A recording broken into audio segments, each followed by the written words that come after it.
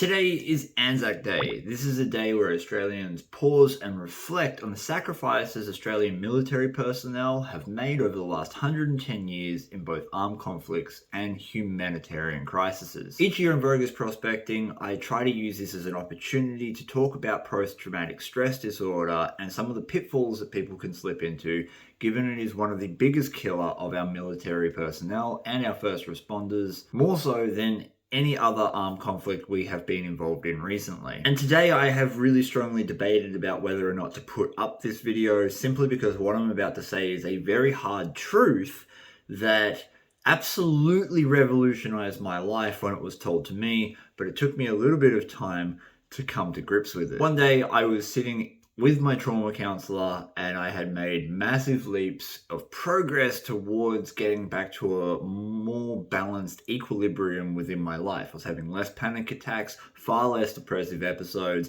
and I was able to handle greater levels of stresses, so the triggers that I would find out in the world. And the thing that was really holding me back was my inability to be able to envision what my life could actually be. You see, the thing is, when you get stuck in post-traumatic stress disorder, it becomes all-consuming. It is your everyday normal. And because it's so heavy, so intense, and so dark, it's very difficult to see out of it. And oddly enough, to even contemplate, at least for me, the idea of becoming someone who had a normal, functioning, regulating nervous system was terrifying, because I didn't know what that felt like. So I held on to my diagnosis. I had PTSD, my PTSD. That diagnosis was essentially my personality. That was right up until my trauma counselor turned to me one day after I expressed that feeling to her, and she goes, "Chris,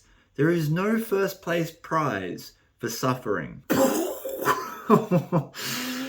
And she's right. There is no trophy, there is no medal, there is no cash prize, there is nothing to be gained from being the one who can suffer the greatest. What lays at the end of the path of the person who can suffer the most is ultimately crippling depression, anxiety, and possibly even suicide. That's where I found myself in 2016. Beating myself up, sitting in my misery, not reaching out for the things that I wanted to achieve was holding me back from my life. It was terrifying to try and figure out who I wanted to be. But so often we weigh up the pros and cons of doing something, and we rarely weigh up the pros and cons of not doing the thing. Sure, creating a new identity, figuring out who I wanted to be, and leaving my trauma in the past was a scary prospect for me, because that's all I knew. But if I didn't do it, I was left with crippling anxiety, depression, and suicide attempts. The cost of not doing it was so much greater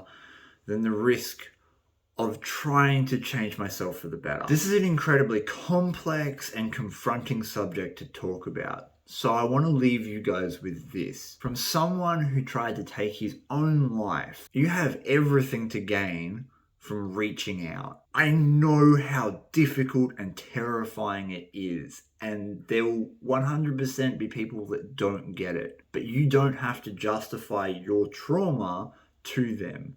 The feelings you're feeling are valid, but they are also manageable. You can get back to a space where you don't have to be in this mental space 24/7. It takes time, it will take work, but it's going to take a lot less work to actively try to get to that place as opposed to carrying that trauma around with you. So this Anzac Day, I know it's going to bring up a lot of emotions for a lot of people. If that happens for you, please reach out.